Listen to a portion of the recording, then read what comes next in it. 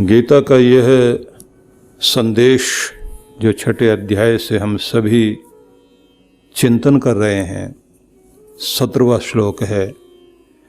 युक्ताहार विहारस्य युक्त चेष्टस्य कर्मसु युक्त स्वप्नावबोधस्य योगो भवति दुःखः।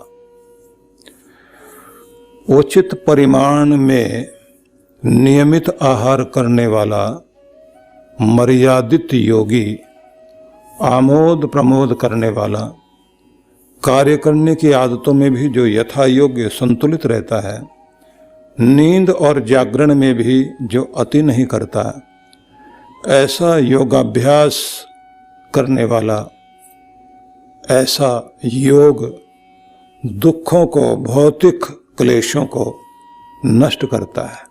तो हमने ये सुना भगवान श्री कृष्ण के संदेश को, जिसमें वो कहते हैं युक्ता आहार, युक्त आहार, युक्ताहार, एक निश्चित नियत और संतुलित मात्रा में किया जाने वाला आहार।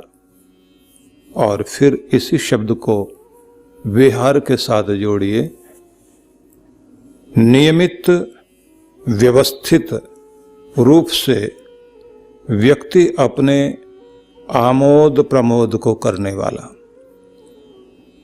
युक्त चेष्टस्य, और अपने कार्य करने की जो आदतें हैं, चेष्टाएं, जीवन शैली, उसमें भी मर्यादा चाहिए और संतुलन चाहिए। कर्मसु, कर्म करनों की जो हमारी आदतें हैं, उन सब में भी हम अपने आप को मर्यादित करें, अनुशासित करें। यहाँ तक कि हमारा सोना और जागना भी मर्यादित हो। तब कहते हैं कि ऐसा योग जब सद जाता है, तब योगो भवति दुःखः, यह दुखों को नष्ट करने वाला योग सिद्ध हो जाता है। तब आप अपने कष्टों, क्लेशों से, बीमारियों से रहित जीवन जीते हैं। भावार्थ सुनने के बाद आइए अब हम इसकी व्याख्या के लिए चिंतन करें। कृष्ण भगवान ने संतुलन को और मर्यादा को बहुत बड़ा स्थान दिया। विशेष रूप से सबसे पहले उन्होंने आहार संबंधी निर्देश दिया है। देखिए, भोजन पौष्टिक हो, लेकिन इस बात का अवश्य ध्यान रखना है कि वह आपके भूख से कम भोजन खाया जाना चाहिए, जिससे आपका पेट न फूले, जिससे डाइजेशन अच्छी हो सके। क्योंकि खाना महत्वपूर्ण नहीं है, पचना महत्वपूर्ण है। जैसे कहते हैं, कमाना उतना महत्वपूर्ण नहीं जितना उसका उपयोग और बचाना। शरीर में गया हुआ कोई भी भोजन जब वह आपके अग्नाशय में ठीक से पचने की स्थिति में आता है, मतलब ठीक परिपाक हो जाता है, तब वो आपकी ऊर्जा बनता है। लेकिन यदि आपका भोजन पचता नहीं तो आंतों में सड़े, आपके कम से कम 27 फुट लंबी आंतें होती हैं।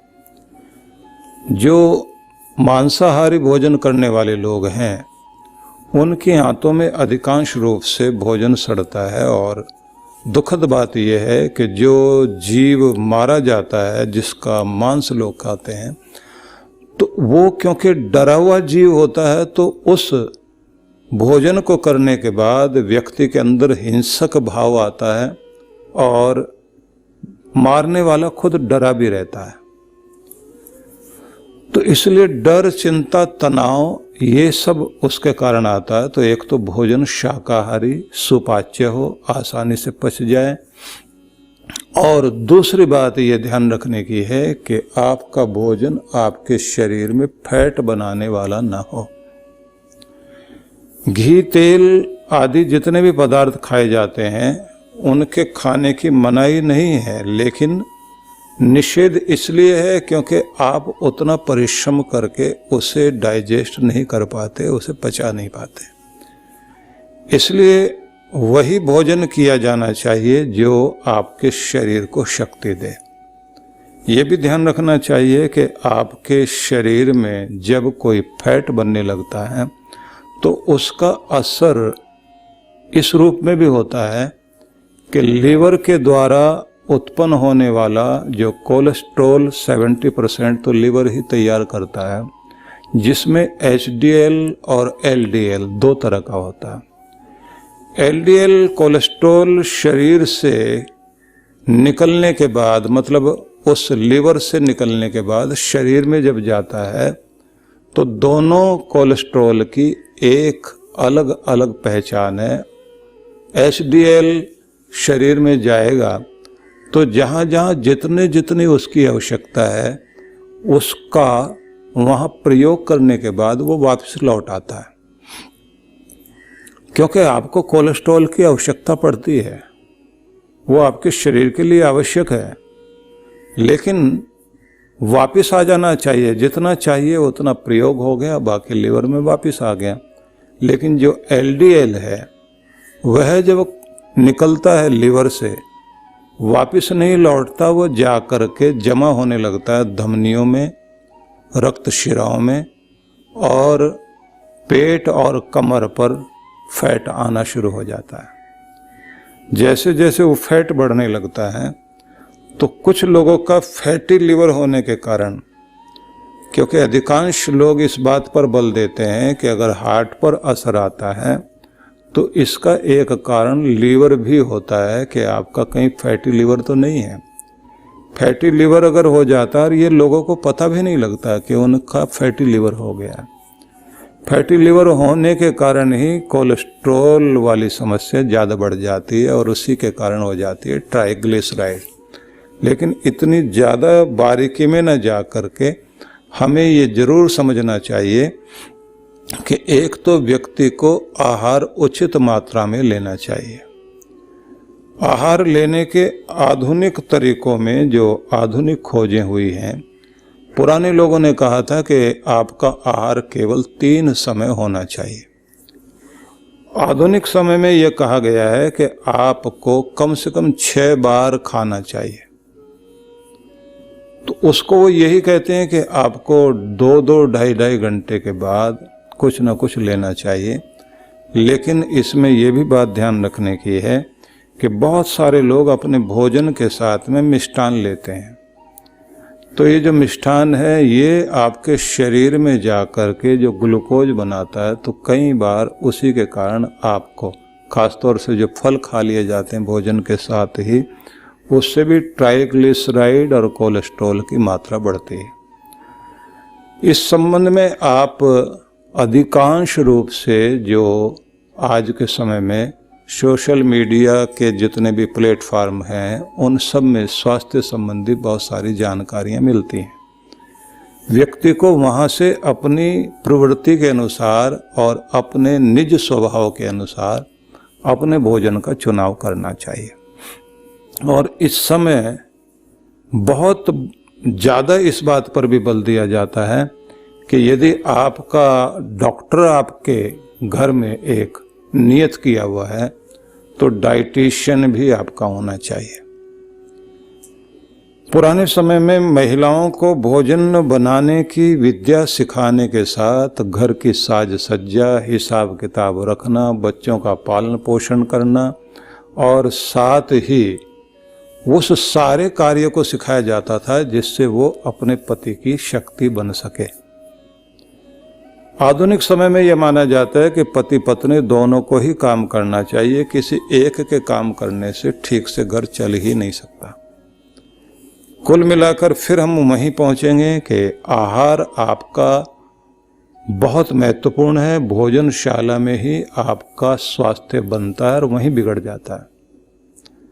इसलिए अब बहुत लोगों ने एक ऐसी व्यवस्था भी कर ली है कि जो प्रशिक्षण दिया जाता है, 0 आयल वाली कुकरी क्लासेस चलाते हैं, तो उसमें इस बात पर ज़्यादा बल दिया जाता है कि पति पत्नी दोनों ही वहाँ आकर के सीखें, क्योंकि जब तक पत्नी नहीं सीखेगी तो पति सीख कर जाए तो आपके घर की व्यवस्था नहीं बन सकती और आप अपना स्वास्थ्य ठीक नहीं कर सकते। हम लोग सारा दिन दौड़ते हैं, कमाते हैं खाने के लिए, एक तो खाने पर ध्यान नहीं देते, खाते समय कैसा होना चाहिए, हमें कैसे बैठना चाहिए और क्या खाना चाहिए, इस पर ध्यान नहीं देंगे। आचार और ऐसे ही जो जंक फूड और न जाने कितनी तरह की ऐसी चीजें जो नहीं खानी चाहिए वो हमारे भोजन में शामिल हो गई है। और उसमें जो घी क्रीम वाली चीजें, देखिए घी भी तैयार किया जाता था तो उसके अंदर से छाछ का वो भाग जला करके और साफ करके बाहर निकाला जाता था, जो आपके लिए हानिकारक होता है। लेकिन जो इस समय कंपनियां तैयार करती हैं तो वो क्रीम से घी को तैयार करती हैं, और वो घी तैयार करते समय अधिकांश रूप से ऐसी चीजें ज़्यादा आ जाती हैं जो आपके शरीर को ज़्यादा लाभ नहीं देती, और दूध भी सही नहीं मिल पा रहा है। तो इसलिए आहार संबंधी चीज़ें इस समय बहुत ध्यान देने की है। खास तौर से इस बात पर भी ध्यान देना पड़ेगा कि हमारे भोजन को जो फल फूल शाक सब्जियां वगैरह हम जो मंगाते हैं तो उसमें भी खाद और कीटनाशक दवाइयां जिस तरह से डाली जाती हैं, या रातों रात चीज़ें तैयार करने के लिए, चाहे वो बैंगन हो या गोभी हो या लौकी हो या पेठा हो, सीताफल वगैरह, इन सब के अंदर वो बेल के अंदर ही इंजेक्शन लगा देते हैं। जिस तरह से दूध निकालने वाले लोग भी जो है वो गाय के बछड़े के लिए दूध नहीं छोड़ते, बल्कि इंजेक्शन लगाकर इस स्थिति में ले आते हैं कि दूध के साथ कुछ बूंदे खून तक की आ जाती हैं। बहुत ज़्यादा हिंसक वृत्ति व्यक्ति के अंदर इसलिए आ गई क्योंकि व्यक्ति किसी भी फील्ड में है, उसे एक ही बात समझ में आती है, पैसा कमाओ तो आप सफल हो। अगर आप पैसा नहीं कमा पा रहे हैं तो आप जिंदगी में सफल नहीं हैं। ये जो एक बात लोगों के दिमाग में बैठ गई, वो कुछ भी करके पैसा कमाना चाहता है और दिखावे की जिंदगी जीना चाहता है। दूसरों के सामने जो पार्टियों की कल्चर शुरू हो गई है कि लोगों के सामने दिखाओ, मेरे पास गाड़ी भी है, मेरे पास अच्छा घर भी है, घर के अंदर सारे साधन हैं, इसलिए मैं बेहतर हूँ, मेरा स्टेटस, मैं अपने आप को स्टेटस मेंटेन करने के लिए ये सारी चीज़ें रखता हूँ, भले कर्जा लेना पड़ जाए आदमी को। तो सब चीज़ों के कारण व्यक्ति के सामने कैसे भी करके पैसा कमाना महत्वपूर्ण हो गया, और कुछ भी करना पड़े। यहाँ दया और सहानुभूति की भावना कहीं भी नहीं है, जिसका परिणाम ये है कि हम जो खा रहे हैं, कहा जाता है कि व्यक्ति को अच्छा शहद मिल जाए, ये जो चीनी है इससे बचा जाए, सफ़ेद चीज़ों से बचने के लिए कहा जाता है आहार में नमक कम से कम सेवन कीजिए, शुगर जो है कम से कम प्रयोग कीजिए, दूध घी जो आजकल जैसा आ रहा है उसमें भी कहा गया कि आप बहुत संभाल करके लीजिए।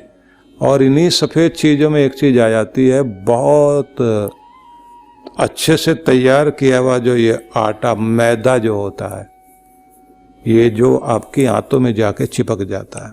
गरम गरम रोटियां जब उसकी तैयार की जाती है, नान वगैरह वो जो तंदूरी रोटियां तैयार की जाती हैं, तो उस समय खाते समय बहुत स्वाद लगती हैं, लेकिन जब वो आंतों में जाके फूलती है और आंतों में कब्ज पैदा करती है, उसका परिणाम होता है कि जो आपके नेचुरोपैथी वाले लोग तो सबसे पहले ये कहते हैं कि आपकी आंतें साफ होनी चाहिए। जब तक आपकी आंतें साफ नहीं हैं तो उनका कहना है कि कोई भी वायरस, कोई भी कीटाणु शरीर में पहुंचने के बाद तभी बढ़ता है जब उसको अनुकूल वातावरण मिलता है बढ़ने के लिए। और अगर शरीर के अंदर कूड़ा कचरा ज़्यादा जमा रहता है तो आपके शरीर में विषाणुओं को फैलने में बड़ी सुविधा होती है, तो आप ज़्यादा बीमार होते हैं।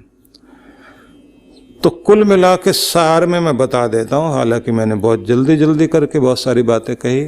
सार इतना ही है कि एक तो आपको आहार संबंधी सावधानी सबको बरतनी चाहिए, क्योंकि आप कमाते हैं खाने के लिए, जिंदगी चलाने के लिए। तो शांत होकर भोजन करना और भोजन को अमृत बनाना सीखिए। ध्यान में जाने के लिए ये सबसे पहले निर्देशन दिए जाते हैं कि आपका सोना और आपका जागना, आपकी अच्छी नींद और आपका पानी और आपका भोजन, इसको आप जरूर अमृत बनाएं। जब तक ये नहीं बनाए, क्योंकि ध्यान की कोई भी विधि सीखने के साथ जब तक आपकी जीवन शैली ठीक नहीं होती है तो आपकी जिंदगी में परिवर्तन नहीं आता। इन दिनों हम नवजीवन साधना, जिसको न्यू लाइफ मेडिटेशन कहें, उसकी शुरुआत कर रहे हैं। तो उसमें भी 24 ध्यान की वो क्रियाएं साथ में बताई जाएंगी, जो ध्यान के प्रयोग हैं, जो आप अपने सारे दिन के जीवन में, सारा दिन के कार्यकलाप में कौन सी चीजों को खास ध्यान रखेंगे कि जिससे आपको सहज रूप से अचानक ही लगे कि मेरे अंदर वो सुखद परिवर्तन आ गया जिसकी मैं कल्पना भी नहीं कर सकता था। अच्छे रूप में मैं बदला हूं और जो जिद्दी गलत आदतें थी उससे छुटकारा मिल रहा है। और 1 घंटे का वो सुबह का ध्यान, जिससे आप ब्रह्मांडीय ऊर्जा को ग्रहण करने के साथ परमात्मा की कृपाओं को अपने अंदर प्राप्त करते हैं, इन दोनों का मेल हो जाए तो आपको बहुत बड़ा लाभ मिलता है। इसलिए 2 चीजें बड़ी महत्वपूर्ण हो गई, एक तो आहार और फिर वो कहते हैं आपका विहार, आमोद प्रमोद, लोगों के बीच में आपका जो संपर्क, संबंध, संगति, ये जो आपकी चलती है, इस सब में मर्यादा बहुत चाहिए। क्योंकि थोड़ा सा ही कुछ गलत होते ही आपका संतुलन बिगड़ता है, आपको दुखी करने वाले लोग मिल जाते हैं। हंसें बोलें, लेकिन ये जरूर ध्यान रख लीजिए कि किन के साथ और कितना। किसी भी व्यक्ति के साथ संवाद तक का व्यवहार तो ठीक है, विवाद तक बात आने लग जाए तो वहां रुकना चाहिए। लड़ाइयां जहां भी होती हैं, किसी घर में हो या किसी सोसाइटी में हो या किसी ऑफिस में हो, उससे किसी का भला कभी नहीं हुआ। आदमी की प्रगति रुक जाती है, उसकी सेहत खराब होती है, उसके घर का वातावरण बिगड़ता है, उसका पैसा खराब होता है और सबसे ज्यादा उसका मान और लोगों के मन में उसके प्रति विश्वास, ये सब टूटता है।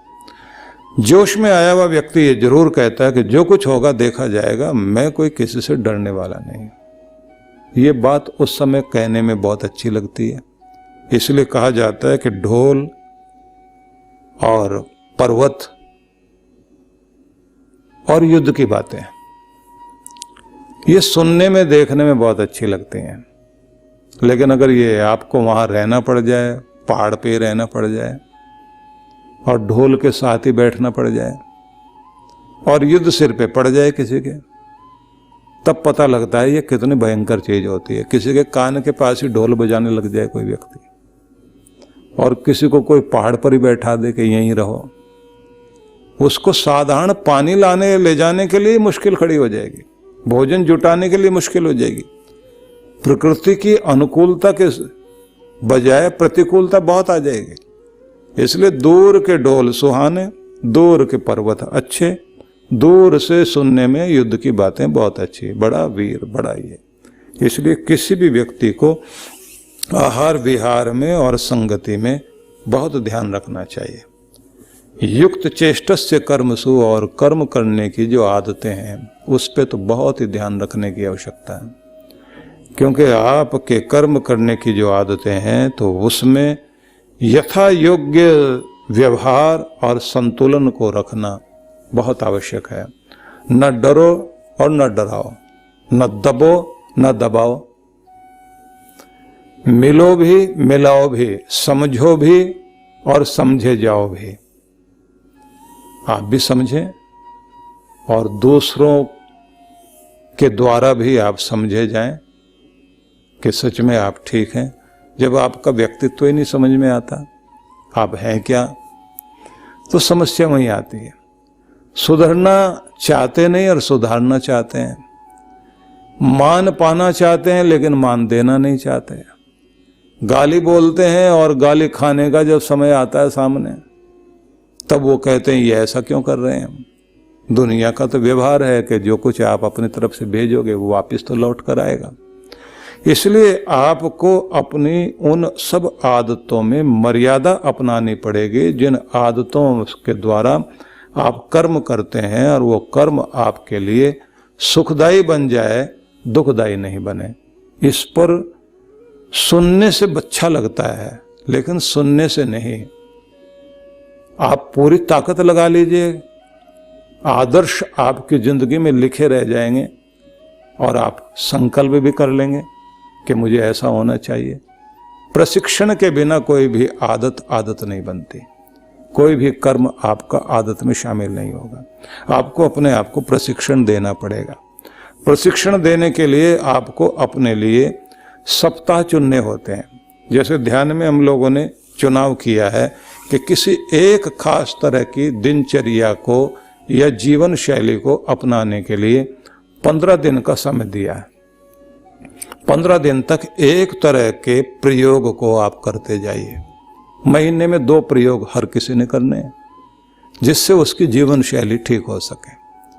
और ध्यान पर प्रयोग उसने 30 दिन लगातार करना है। 20 दिन का एक प्रयोग है, उसी को फिर 10 दिन रिपीट करते हुए आप अपनी आदत का हिस्सा बनाएं। ऐसे 12 ध्यान प्रयोग जो नवजीवन साधना के वो इसलिए रखे गए कि एक व्यक्ति के जीवन में पूरा रूपांतरण आ सके। हम पूरी जिंदगी ये सोचते रहें कि कल ठीक हो जाएंगे, परसों ठीक हो जाएंगे, हम अपने आप को संभाल रहे हैं, जिंदगी हाथ से निकल जाएगी और आप कहेंगे कल जरूर कुछ ना कुछ करेंगे, हम कुछ ना कुछ बेहतर होने वाला है, लेकिन वो कल आपकी जिंदगी में नहीं आ पाता। इसलिए प्रशिक्षण स्वयं को देना बहुत आवश्यक है।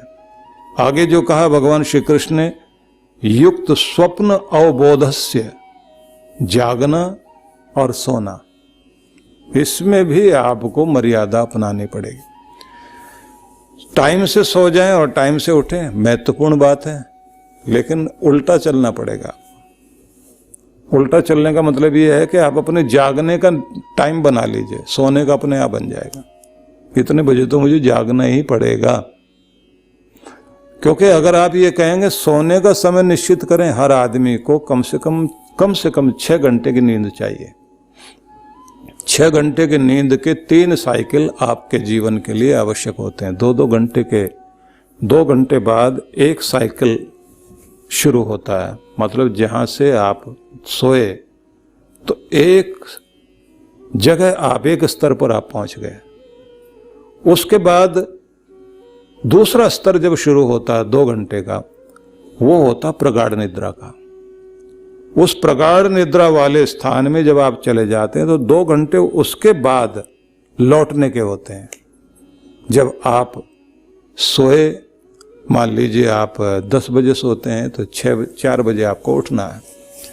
4 बजे आपको उठना है तो ये समझ लीजिए कि आपका 12 से लेकर के 2 बजे तक का एक वह साइकिल होता है जिसमें आप डीप स्लीपिंग स्टेट में पहुंचे हुए होते हैं। वो एक आपकी गहन निद्रा की अवस्था होती है।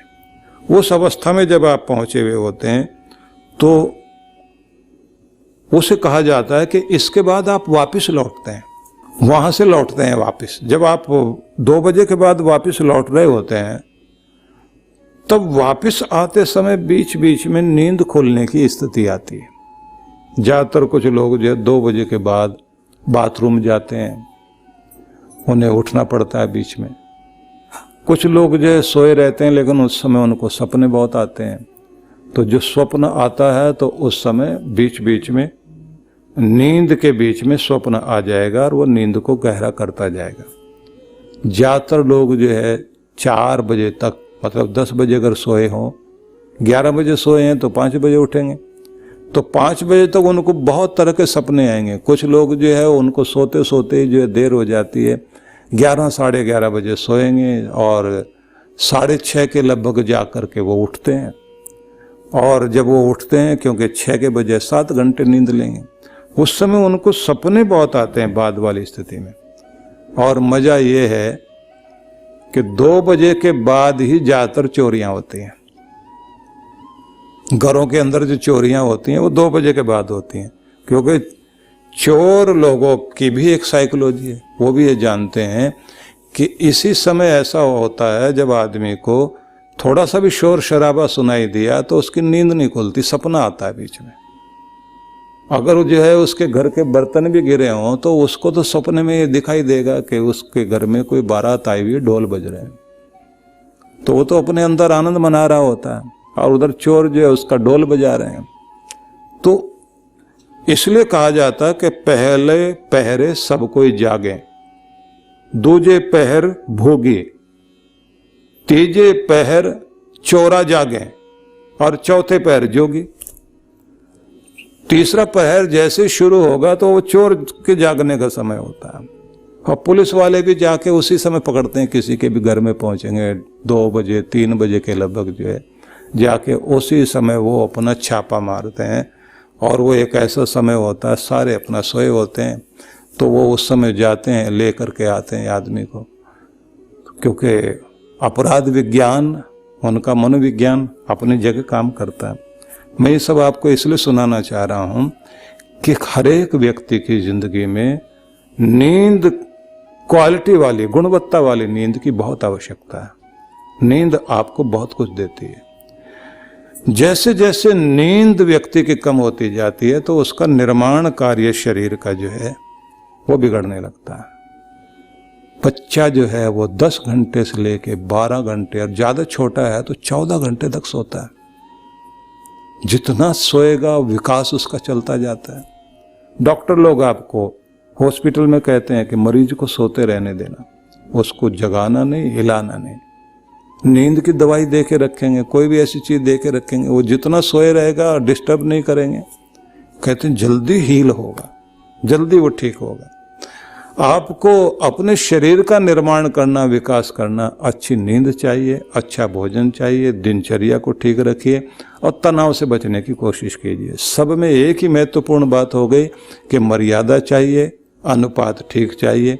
इस योग को भगवान कृष्ण कहते हैं दुख से बचने का ये महत्वपूर्ण योग है।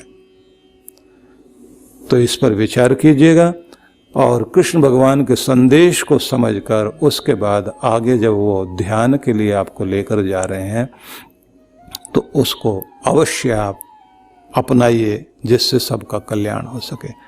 ओम शांति शांति शांति। ओम।